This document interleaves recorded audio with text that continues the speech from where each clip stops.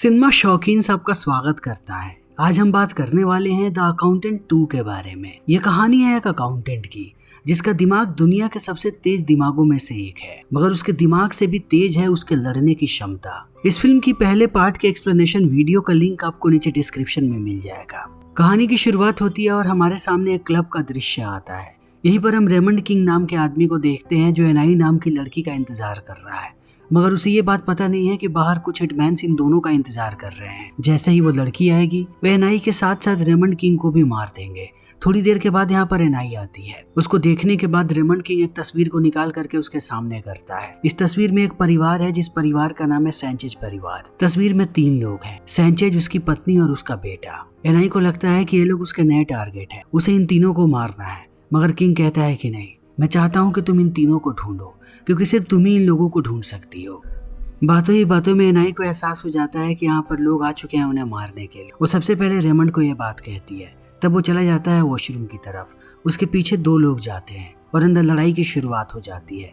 Raymond के हाथ में एक पेन है, पेन से वो लड़ने की कोशिश करता है इन लोगों से और एक वक्त के बाद वो उन्हें घायल करके जमीन पर भी गिरा देता है। उसके हाथ में अब एक बंदूक है जिसे वो लेकर के आता है सड़क पे, मगर उसे ये बात पता नहीं है कि एक स्नाइपर बाहर से उस पर निशाना लगाने वाला है। जैसे ही वो बीच सड़क पे आता है, स्नाइपर उसे शूट करके मार देता है और एनाई बड़े ही आसानी से निकल करके यहाँ से भाग जाती है। तभी अगले दिन हम एक औरत को देखते हैं जिसका नाम है मैरी बेथ मेडिना। मेडिना को कॉल आता है LAPD से। मेडिना एक डेप्यूटी डायरेक्टर है और बुलाया जाता है उसे मुर्दा घर। वहाँ जाते ही उसे रेमंड की लाश नजर आती है और सब कुछ बताया जाता है कि इसे कैसे मारा गया है, मगर रेमंड ने मरने से पहले अपने हाथ पे कुछ लिखा था जिसपे लिखा है कॉल द अकाउंटेंट। मेडिना इस संदेश को समझ जाती है कि उसे किसे बुलाना है। तभी हम क्रिस्टिन वुल्फ को देखते हैं, यानी कि अकाउंटेंट को।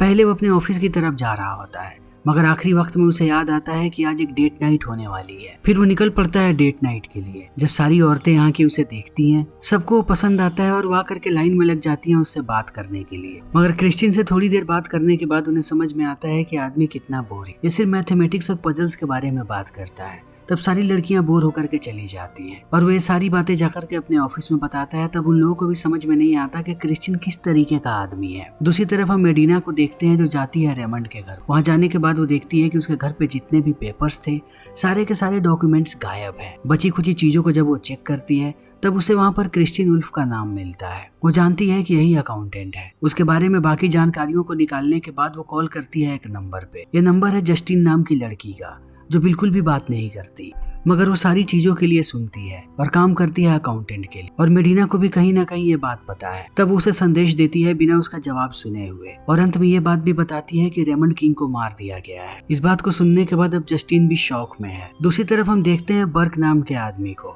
बर्क वही आदमी है जिसने अपने हिटमैन्स को भेजा था मारने के लिए रेमंड किंग को और उसके साथ साथ अनायस को भी। वो आकर के मिलता है अपने एक आदमी से जिसका नाम है कॉब। वो उस पर बहुत ही ज्यादा गुस्से में है। वो कहता है कि वो लड़की अभी भी जिंदा है, यानी कि अनायस। जितनी जल्दी हो सके उसे मार गिराओ, वरना वो मुझे जिंदा नहीं छोड़ेगी। एक बार पहले वो मेरे ऊपर हमला कर चुकी है, मगर उसने मुझे पहचाना नहीं इसलिए जिंदा छोड़ दिया, मगर इस बार वो मुझे जिंदा नहीं छोड़ेगी। कॉब अपने काम पे लग जाता है कि कैसे भी वो अनायस को मार गिराए।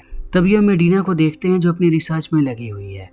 वो हर उस जगह पे जाती है जो इस केस से रिलेटेड है। तभी एक पार्किंग में उसे नजर आता है क्रिस्टिन, जिसे देख करके वो समझ जाती है कि यही अकाउंटेंट है। जब ये दोनों बातें करते हैं तब मेडिना की बातों से इस बात का एहसास होता है कि वो सब कुछ जानती है क्रिस्टिन के बारे में, कि वो मनी लॉन्ड्रिंग करता है और वो कितना खतरनाक है। मगर क्रिस्टिन उसकी बातों पर ध्यान नहीं देता और कहता है कि आखिर तुमने मुझे कॉल क्यों किया और तुम क्या चाहती हो। तब वो बताती है कि रेमंड ने अपने हाथ पे तुम्हारा नाम लिखा था मरने से पहले। इस बात को सुनने के बाद वो लोग आते हैं रेमंड के घर पे। रेमंड ने जितनी भी तस्वीरों को इकट्ठा किया था इसे ये लोग दीवार पे चिपका देते हैं। ज्यादातर तस्वीरें यहाँ पर सैंचेज परिवार से जुड़ी हुई हैं और बड़े ही ध्यान से क्रिस्टिन सारी तस्वीरों को देख रहा है और एक कनेक्शन ढूंढने की कोशिश कर रहा है। फिर जैसे ही मेडिना चीजों को देखती है वो चुपचाप बैठ जाता है। मेडिना कहती है कि तुम क्या कर रहे हो। क्रिस्टिन कहता है कि मैं इंतजार कर रहा हूँ, तुम जैसे ही अपना काम खत्म करोगी मैं अपना काम शुरू करूंगा। मेडिना को ये बात समझ में नहीं आती कि आखिर ये आदमी इतना अजीब क्यों है। थक हार के वो सो जाती है। सुबह सुबह जैसे ही उसकी आंख खुलती है वो देखती है कि क्रिस्टिन ने सारी चीजों को रीऑर्गेनाइज कर दिया है और एक क्लू निकाला है। अब उसके पास सैंचेज परिवार का पूरा डिटेल है कि वो लोग मैक्सिको से बॉर्डर टाप करके इधर आ रहे हैं और फिर ये बहुत सारी किलिंग्स, मगर इन्हें अभी भी पूरी कहानी पता नहीं है। इन्हें सिर्फ एक नाम मिलता है जो नाम है एडिथ। एडिथ एक फैक्ट्री में काम किया करती थी। सीधा ये लोग पहुंच जाते हैं उस फैक्ट्री में, मगर यहाँ का मालिक बहुत ही बदतमीज है। वो बिल्कुल भी इनका साथ नहीं देता और उल्टा जवाब देता है। वो कहता है कि यहाँ की सारी चीजें लीगल हैं, मैंने कुछ भी गड़बड़ नहीं, इसीलिए मैं तुम लोगों को कोई भी जवाब नहीं देने वाला। इतना कहने के बाद जब वो जा रहा होता है तभी क्रिश्चियन उसे बताने लगता है कि वो कितना ज्यादा घोटाला कर रहा है यहाँ पे। इस फैक्ट्री की आड़ में वो कहीं ना कहीं मनी लॉन्ड्रिंग कर रहा है। इस बात को सुनने के बाद वो भड़क जाता है और धमकाना शुरू कर देता है क्रिश्चियन को। उसे पता नहीं है कि ये आदमी कितना खतरनाक है। एक वक्त के बाद वो जैसे ही लाइन क्रॉस करता है, क्रिश्चियन अपना कमाल दिखाता है। अब वो एक एक करके सबको पीट रहा है। पहले वो इस आदमी को पीटता है, फिर जब उसके आदमी आते हैं तब वो उन सारे लोगों को भी पीटता है। सब जमीन पे तड़प रहे हैं। उसके हाथ में अब मालिक, जिसके कंधे को उसने पकड़ रखा है, और वो पूछने लगता है उस औरत के बारे में। वो आदमी कहता है कि मुझे उसके बारे में कुछ नहीं पता और ना ही लड़कियों की तस्करी के बारे में। इस बात को सुनने के बाद क्रिश्चियन उससे कहता है कि कौन से होटल में ये चीजें हो रही है, कहाँ पर वो लड़कियां मिल सकती हैं। तब वो एक होटल का नाम लेता है और क्रिश्चियन निकल पड़ता है यहाँ से मेडिना को लेकर के।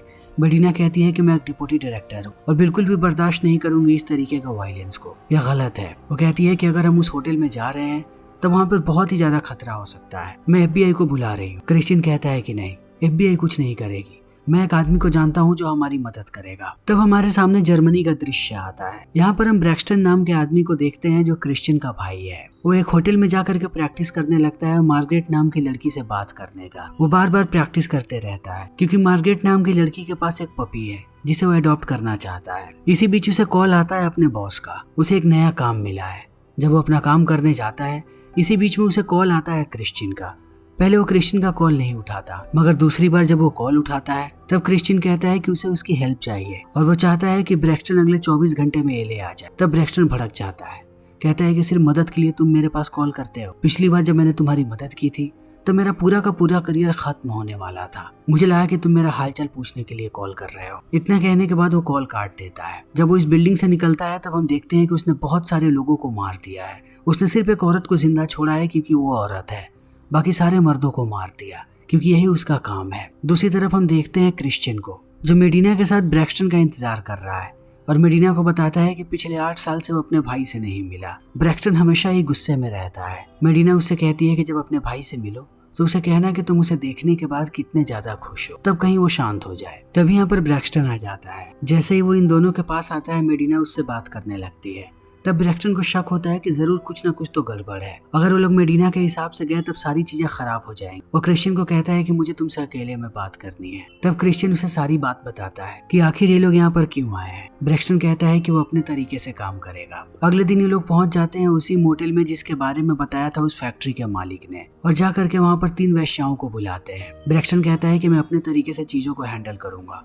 वो क्रिश्चियन को खड़ा कर देता है दूसरे कोने में। जैसे यहाँ पर लड़कियां आती हैं सबसे पहले वो उन्हें पैसे देता है और प्यार से पूछता है कि मुझे ये बात बताओ कि अगर कोई क्लाइंट तुम लोगों के साथ बदतमीजी करे या मार पिटाई करे तब तुम लोग किसे कॉल करते हो। इस बात को सुनने के बाद तीनों लड़कियां डर जाती हैं। वो समझ जाती हैं कि कुछ ना कुछ तो गड़बड़ है, मगर ब्रैक्सटन को यहाँ पर सिर्फ नाम चाहिए ताकि वो लोग आगे के लोगों तक पहुँच सके। अभी तीनों लड़कियां आपस में बात करने लगती हैं कि इन्हें यहाँ से निकलना चाहिए। 2 लड़कियां चली जाती हैं मगर एक लड़की रुक जाती है। वो कहती है कि आखिर तुम लोग उस आदमी के साथ क्या करोगे। तब हमें पता लगता है कि उस आदमी का नाम है थॉमस, और थॉमस ने शायद इस लड़की को भी बड़ी बेरहमी से पीटा है, इसीलिए वो चाहती है कि उस आदमी को सजा मिले।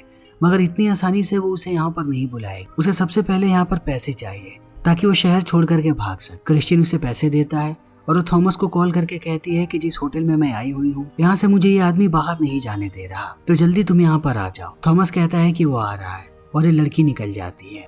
दूसरी तरफ हम मेडिना को देखते हैं जिसका डिपार्टमेंट उसके पास कुछ अपडेट भेजता है। वो लोग एक फुटेज भेजते हैं जिसमें देखा जाता है कि रेमंड गया था उस क्लब के अंदर और थोड़ी देर के बाद वो भागता हुआ आया बाहर और सारे लोग अंदर से भाग करके बाहर आए। इसीलिए भीड़ में पहचानना मुश्किल है कि किसने रेमंड पे हमला किया था। उसके साथ साथ ये लोग बताते हैं कि रेमंड किंग का एक क्लाइंट हुआ करता था जिसका नाम है इमालियो गोंजाल्विस। उसे मार दिया गया और उसी आदमी की बेटी थी एडिथ, जिसका पूरा नाम है एडिथ सैंचेज। हाल ही में इमालियो को मार दिया गया है। 7 साल पहले उसने एक रिपोर्ट लिखवाई थी जिसके मुताबिक उसके परिवार को किडनैप कर लिया गया था। थोड़े समय के बाद ये लोग कार्टेल की एक रिपोर्ट भेजते हैं जहाँ पर कार्टेल लोगों को किडनैप करता था और उसके बाद उन्हें बेच दिया जाता था। उन्हीं लोगों ने शायद सैंचेज परिवार को किडनैप किया था और शायद उन्हें मार भी दिया। वो लोग एक तस्वीर भेजते हैं। तस्वीर में वो पहचान जाती है जीनो सैंचेज को। जिन 3 लोगों की हमने तस्वीर देखी थी उन 3 में से एक जीनो था जिसके सर में गोली मार करके मार दिया कार्टेल। लेकिन अब मेडिना अभी और चीजों को देख पाती उससे पहले वो देखती है कि थॉमस जा रहा है उस मोटेल की तरफ। जैसे ही दरवाजा खुलता है वो बदतमीजी करने लगता है ब्रैक्सटन के साथ। तब ब्रैक्सटन उसे मार करके गिरा देता है नीचे, मगर उसे पता है कि थॉमस अभी भी जिंदा है। तब वो लोग उसे उठाते हैं और डिक्की में डाल देते हैं कार, ताकि उससे पूछताछ कर सके। उन लोगों ने मेडिना के गाड़ी के अंदर रखा है थॉमस को। फिर ये लोग यहाँ से निकल पड़ते हैं पूछताछ के लिए। मेडिना कहती है कि वो उसे पुलिस स्टेशन लेकर के जाए। इसी बीच मेडिना उस फुटेज को दिखाती है क्रिश्चियन को और बताती है कि आखिर उस दिन क्या हुआ था।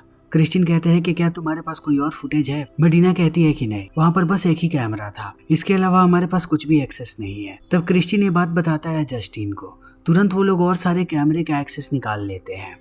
क्रिश्चियन कहता है कि जितने भी लोग अंदर से भाग करके बाहर आए थे, उनमें से नोटिस करो कि क्या कहीं पर कोई अनयूजुअल एक्टिविटी है। तब उन्हें नजर आता है कि जहाँ पर सारे लोग डरे हुए थे, मगर एनाई जब बाहर आई तब वो बिल्कुल शांत थी।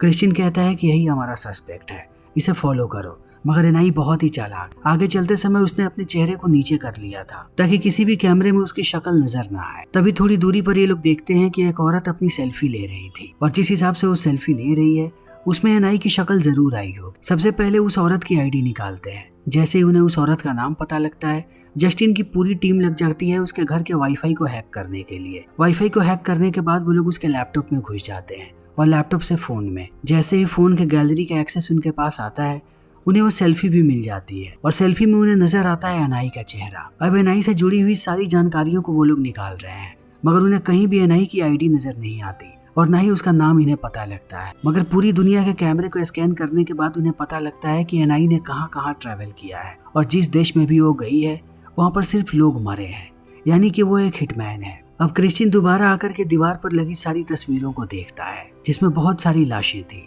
फिर वो कहता है कि इन सारे लोगों को इसी लड़की ने मारा है। तब ये लोग हिटमैन के बारे में बातें करने लगते हैं। जैसे ही ब्रैक्सटन अपना मुंह खोलता है, मेडिना को ये बात पता लग जाती है कि ब्रैक्सटन भी एक हिटमैन है। तब वो गुस्सा होकर के कहती है कि मैं तुम जैसे कातिलों के साथ काम नहीं कर सकती और यहाँ से निकल जाती है। तभी हमारे सामने मैक्सिको का दृश्य आता है। यहाँ पर हम उसी लड़के को देखते हैं जिसे हमने तस्वीर में देखा था, यानी कि एल्वेटो, सैंचेज परिवार का लड़का।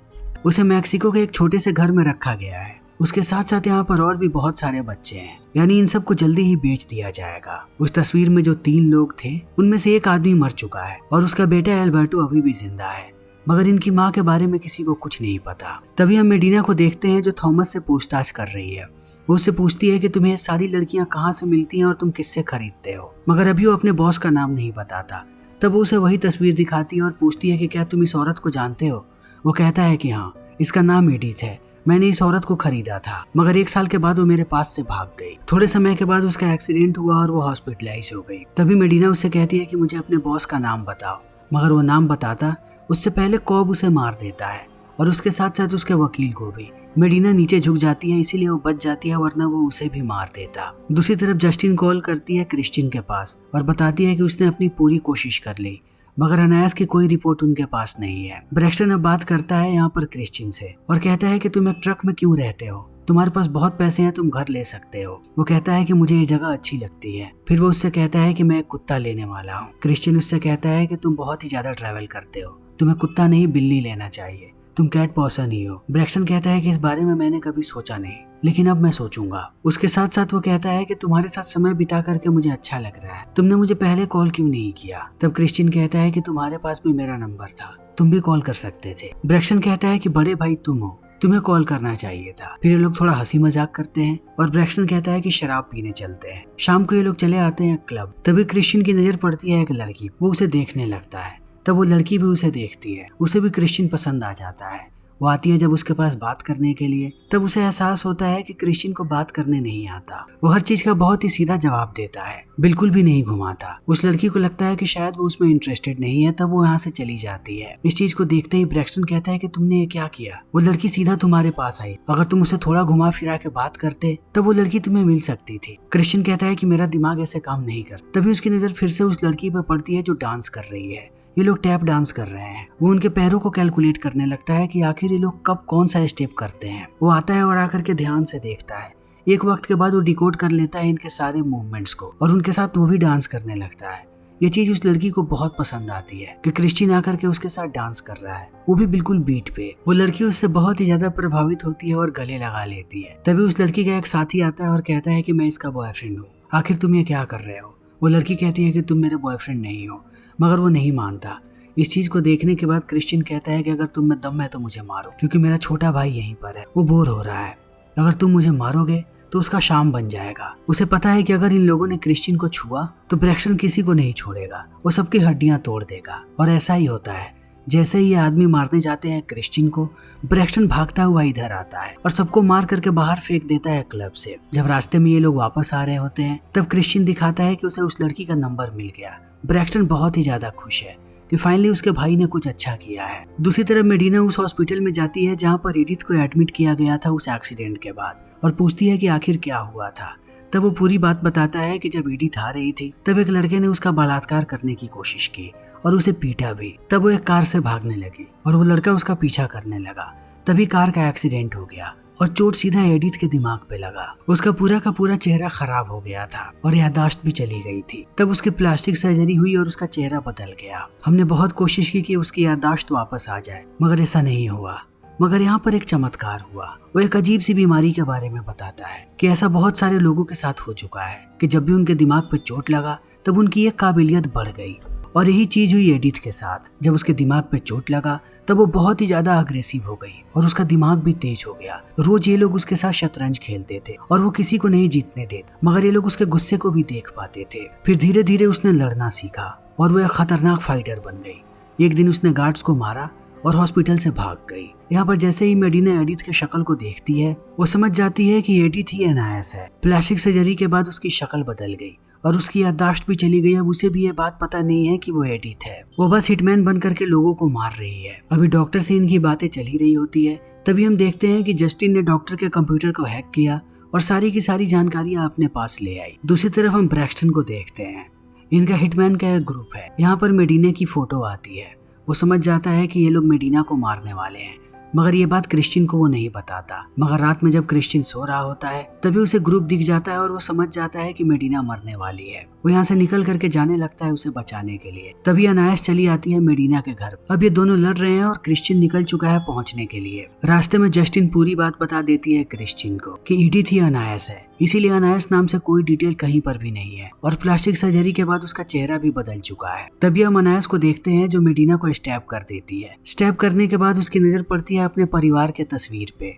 तब उसे सारी बातें याद आती है कि वो लोग मैक्सिको के एक छोटे से गांव में रहते थे। फिर बर्ग के सारे लोग आए और उन लोगों ने सबको मार दिया और ज्यादातर लोगों को घसीट के लेकर के आए बॉर्डर के इस पार। फिर लड़कियों के शरीर पर वो टैटू बनवाने लगे ताकि वो उनसे धंधा करवा सके। अनायास की आंखों के सामने ही उसके पति को मार दिया गया और उसके बेटे को भी वो लोग लेकर के चले गए, यानी एल्बर्टो को। इसी बीच यहाँ पर क्रिश्चियन आ जाता है और वो अनायास को कहता है कि तुम्हारा बेटा अभी भी जिंदा है और मैं उसे बचा सकता हूँ।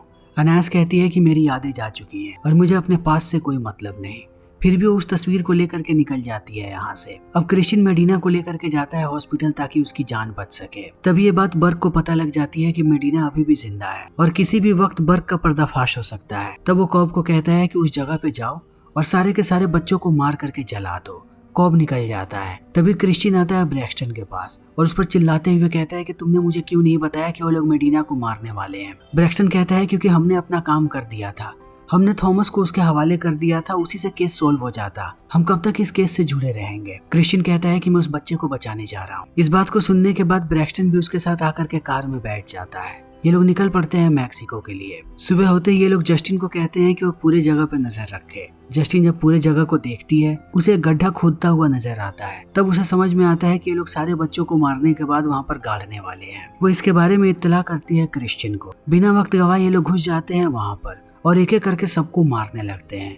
इस चीज को देखने के बाद कॉब सारे बच्चों को कहता है कि जल्दी से वो लोग आकर के बस में बैठे ताकि ये उन्हें उस जगह पे लेकर के जा सके जहाँ पर मारने वाला है सबको। मगर ये दोनों अब एक एक करके सबको मार रहे हैं। इसी बीच एक ग्रेनेड फटता है और ब्रैक्सटन घायल हो जाता है, मगर फिर भी वो नहीं रुकता और ये दोनों मिल करके मारते रहते हैं लोगों को। एक वक्त के बाद ब्रैक्सटन देखता है कि कॉब बच्चों को लेकर के जा रहा है। तब वो क्रिश्चियन को कहता है कि तुम उसके पीछे जाओ, मैं बाकी लोगों को देखता हूँ। क्रिश्चियन जैसे ही निकलता है वो टूट पड़ता है सबको मारने के लिए। तभी एक बंदा घायल करके उसे नीचे गिरा देता है, मगर वो उसके खोपड़ी में गोली मारता उससे पहले क्रिश्चियन आकर के अपनी गाड़ी से उसे ठोक देता है। तब दोबारा ये लोग गाड़ी में बैठ करके निकल जाते हैं और पहुंच जाते हैं बस के पास।